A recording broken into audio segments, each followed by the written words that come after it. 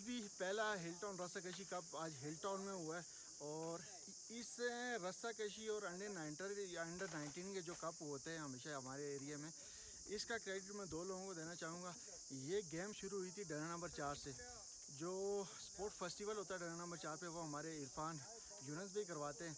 ये रस्सा कशी का ट्रेंड वहाँ से चला और जो बेहतरीन और एक ज़बरदस्त चीज़ है। उसके बाद हमारे प्यारे हैं मुश्ताक भाई, जो सऊदी अरब में होते हैं, लेकिन जब भी आते हैं तो एक यादगार इवेंट करवा के जाते हैं। इस दफ़ा भी जब वो आए थे, उन्होंने एक बेहतरीन इवेंट करवाया था डरा नंबर 4 के मुकाम पर, और जिसको हम पोलेनी बैग भी कहते हैं। और उन्होंने अंडर 16 का इवेंट करवाया था, और जो बच्चों का इससे पहले ये इवेंट नहीं हुआ। अच्छा, उसके बाद जब से मुश्ताक साहब ने करवाया और इरफान भाई ने करवाया, उसके बाद ये इवेंट अब हर एरिए हर जगह हो रहे हैं। अच्छा, अब कोई भी स्पोर्ट फेस्टिवल होता है, रस्सा कशी अंडर 16 गेम का हिस्सा होते हैं। और ये दोनों गेम्स जो हैं वो डरा नंबर 4 से इंट्रोड्यूस हुई हैं।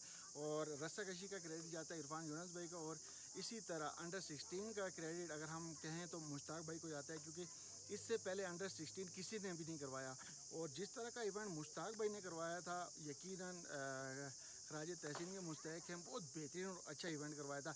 आज ये देखें, आज यही इवेंट हर गली मोहल्ले में हो रहा है। आज जो रस्सा कशी का टूर्नामेंट हुआ है, ये हमारे हिल टाउन में बिल्कुल मोहल्ले का ग्राउंड है जिसमें ये इवेंट हुआ है। और इसी तरह अब ये मज़ीद पत्थर के मुकाम पे भी होगा, और अब ये आने वाली 13 तारीख को बनबैग में भी होगा।